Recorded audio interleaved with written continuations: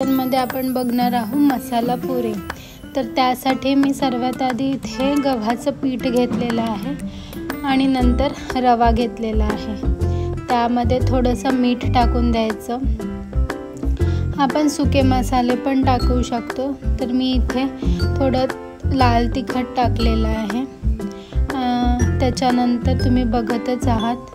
त्याच्यानंतर थोडंसं तेल टाकायचं जेणेकरून एकदम खुसखुशीत अशा पुऱ्या होतात।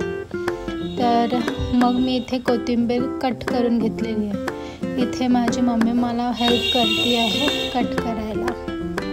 तर तुम्ही बघतच आहात।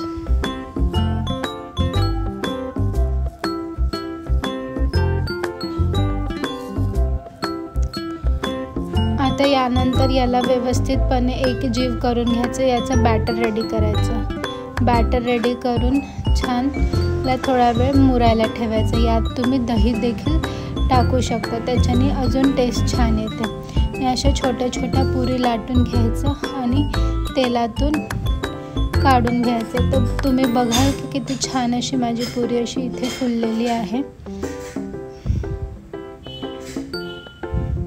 खायला पण खूपच चविष्ट अशी ही पुरी, मसाला पुरी।